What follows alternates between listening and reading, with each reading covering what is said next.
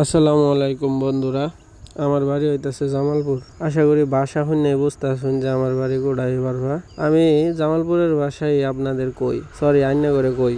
এই যে দেখতেছুন আমি গেছি রৌমারি বিল বেড়াবার না গিয়া। তো ওই যে স্কুলটা দেখতেছুন, ওই স্কুলের মধ্যে পানি ওঠা কইরা ওই যে উচ্চ করে দিছে। আর বেঠারাই যে এটা কি রাস্তা বানাইছে বুঝি না। মোটর সাইকেল নিয়ে গেলাম, যা খাইলাম না ওই পাশে পারো হাইলাম না। মানুষ অর্ধেক তরি গেতাছে আর ঘুরে আই পড়তেছে। তো কি করার, আর ইন্তি খারই ভিডিও করতেছিলাম।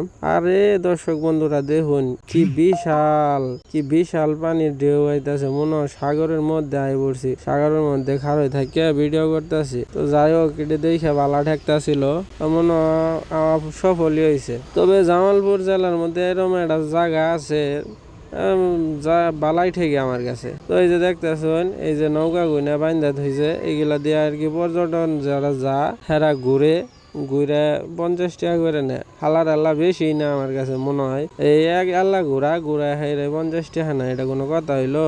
এই রাস্তাটা যে কই গেছে যাইলাম একবারে আগিতাছে, হুসিত আছে এখানে আই বললাম।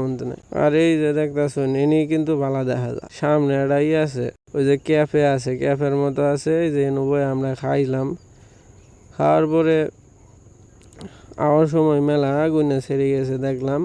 আর নৌকা দিয়ে ঘুরলাম।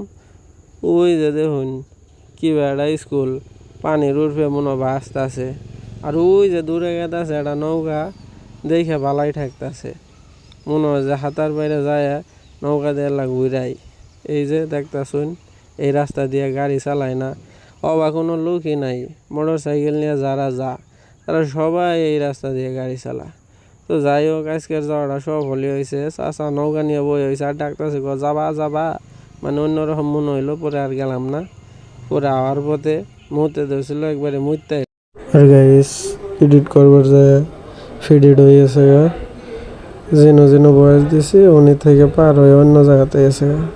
তো প্রথম ভিডিও তো বানাইতেছি, পরে ঠিক হয়ে যাবো। সবাই পাশে থাকবেন।